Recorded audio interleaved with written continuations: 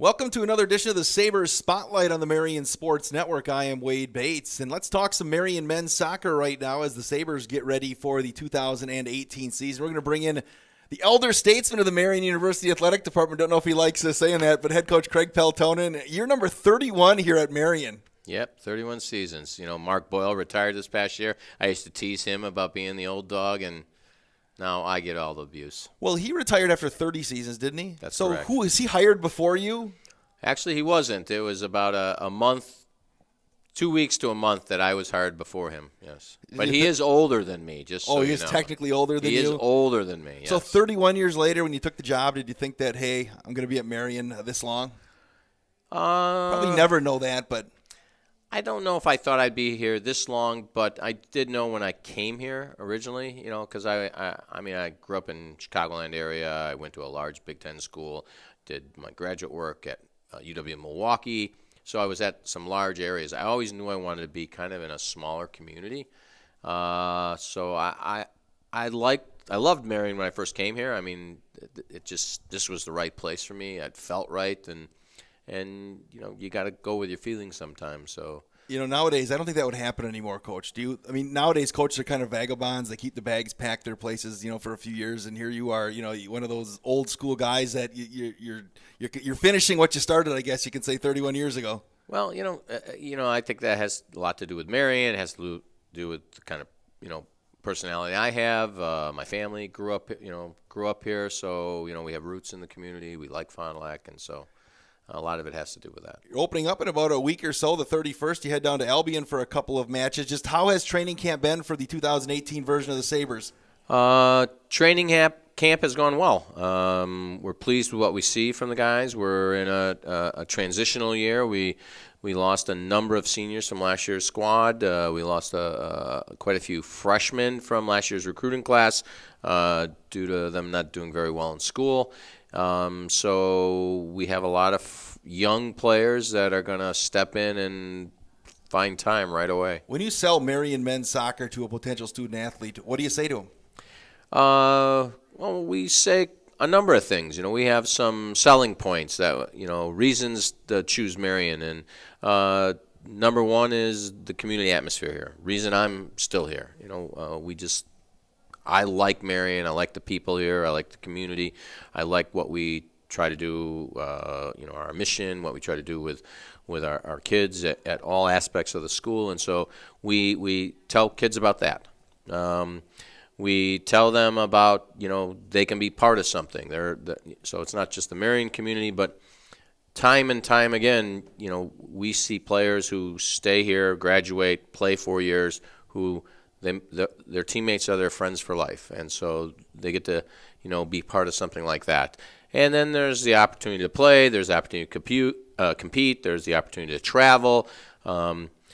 We may be, and I can't say this for sure, but we may be the only school I know in Wisconsin right now, but it may be nationally that has, at the Division III level, that has 3 A-licensed coaches.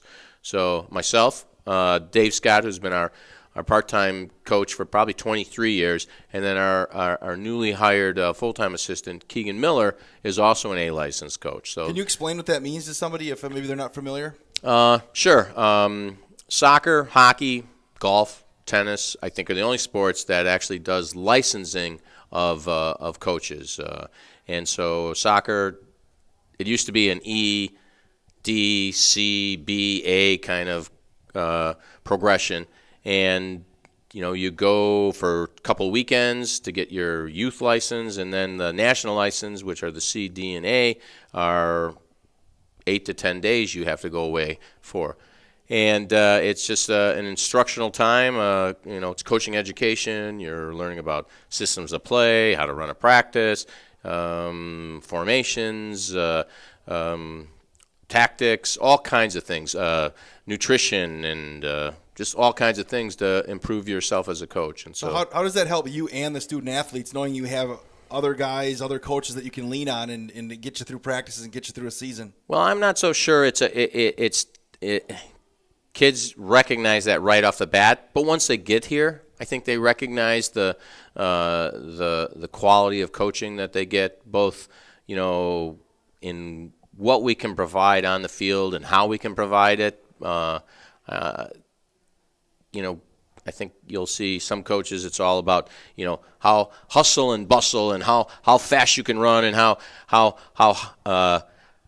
quickly you can pressure someone and just what your effort is. And we definitely want effort. That's a critical thing. But, we are trying to provide some organization. We're trying to develop players. We're trying to help them become better as players.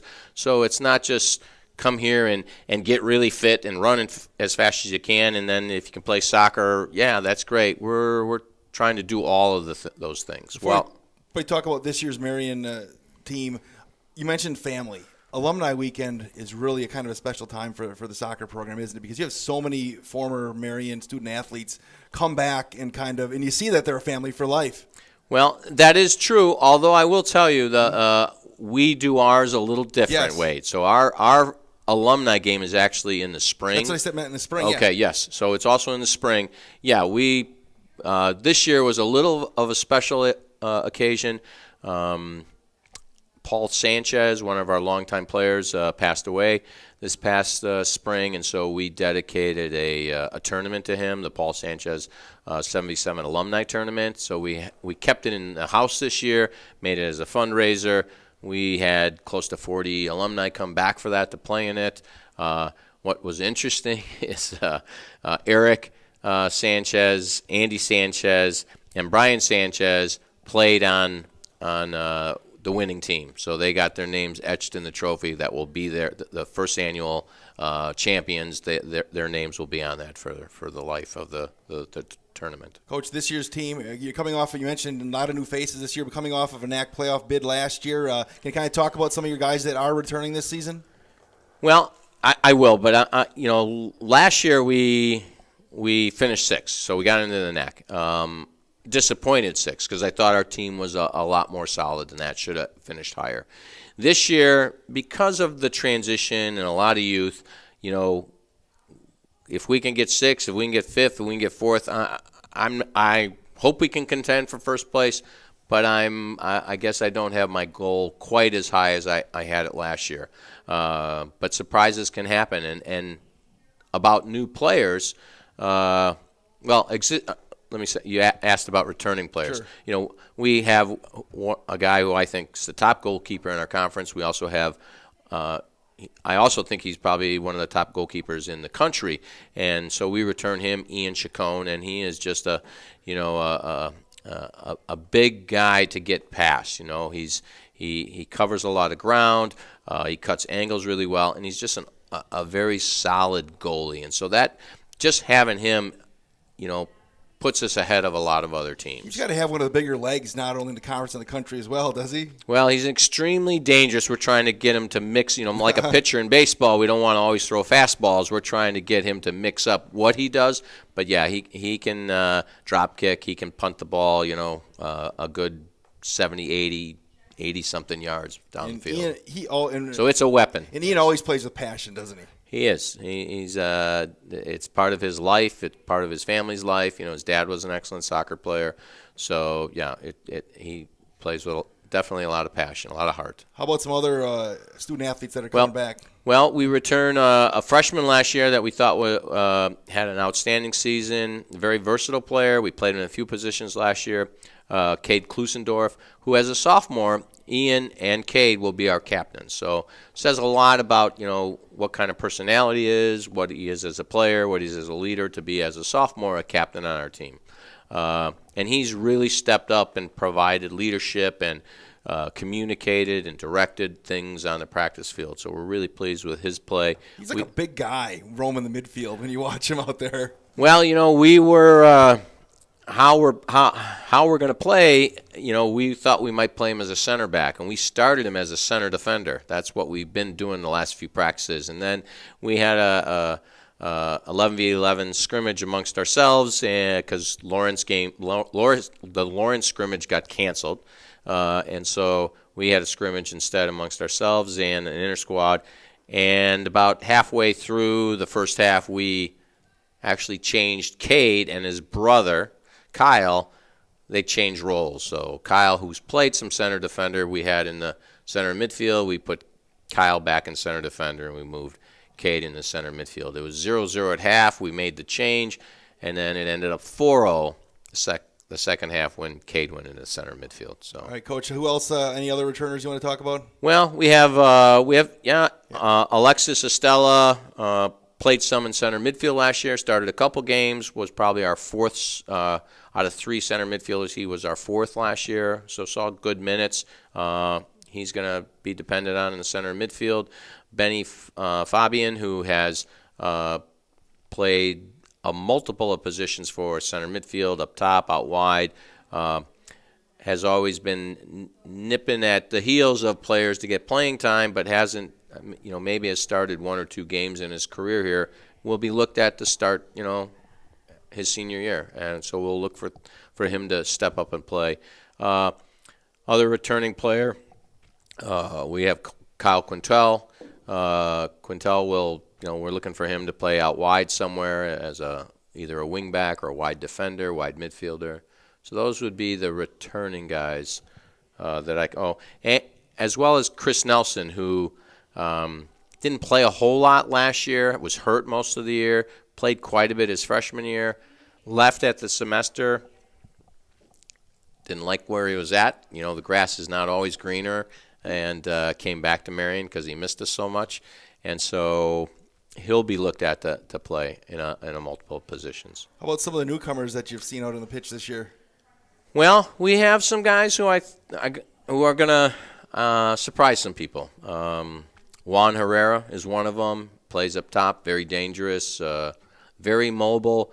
There's nothing better for a defender to deal with an attacking player who kind of stands there. Doesn't move a whole lot. That makes a defender's job really easy. Juan is everywhere, and that makes it much more difficult for, a defender has to be able to watch players and the ball. And when Juan's moving around, it makes it much more difficult to do. So he's going to be counted on to, he's deceptively fast, very tricky on the ball. Brandon Mancini, another very dangerous attacking player. We thought we could play him as an attacking midfielder, but we found out he's much more effective as a forward. So those two will be counted on quite a bit. We have a back, Jack Rusinski, comes from a family culture of soccer, German family culture of soccer in the Chicagoland area. His dad was an excellent player who I've played with a little bit, and so we're counting on him to be a quality player in the back for us. Eric Schumperlin we think is going to be in the starting lineup as a defender. So we have a number of young players that will step in and play. What is the biggest transition for a high school player that they have to make, or the biggest eye-opener for a high school player when they step out on the field at the Division III level and college soccer in general? Well, I think it's 2 things. It's the physicality, okay, bigger, stronger, faster players. But the biggest one is probably just the speed of play. The ball moves faster, players move faster. You've got to be a little cleaner on your touch because you don't have time because you're being pressured right away. So the quicker decisions, cleaner touch, so you have to move the ball faster. Coach, looking at the NAC in general this season, a Dominican picked to win in the preseason poll. CUW and Benedictine also got first-place votes. Just what's your take on the league in general this year? I think those 3, it's probably accurate. I think those will be the 3 teams to beat. I think Aurora is probably going to, I don't think surprise people, but they've had a young team the last couple of years of freshmen and sophomores, and now they're juniors and sophomores. So I think they're going to be a team to be reckoned with as well. After that, though, I think there's going to be a lot of parity. It'll be a dogfight to see what happens. So what do you need to see from your team as the season goes along to have them, all that parity to maybe shake themselves out and end up near the top of those teams? Well, we had a World Cup this past summer, and one of the, and I can't say this was my observation. It was from my mentor, who was a former World Cup coach, Bob Gansler. He made this observation, and when he made it, it was like, oh yeah, I see what you mean. But one of the things we can take from this World Cup was that the teams that bought into being a team and looking at the team as the the main thing rather than the individual succeeded. France would be the prime example because they won it, but Russia is another example. England would be another example. Belgium would be another example. So those are teams that went really far and did away with the individual and came together collectively. So that's going to be a key for us. Can we play to our strengths? Can we defend collectively, be on the same page, work really hard defensively, and then can we keep the ball a little bit and counterattack when it makes sense and put the ball in the back of the net. And I think we have some guys who are able to put the ball in the back of the net. Can we give them those? The key will be, can we give them the opportunities to do that? Early season, you head on the road for a couple of matches, the 31st and the 1st, before opening up, I guess, at home against Ripon on the September 5th. Just what do you look for heading down to those 2 road games? Well, since we're only going to have one scrimmage, we're going to look to see what games are always the telltale sign of what you need to work on. So, we'll be hopefully somewhat organized, somewhat prepared, and then we'll do what we're trying to do and see how that works. And if not, we're going to have to make adjustments or continue to build on things we've been working on.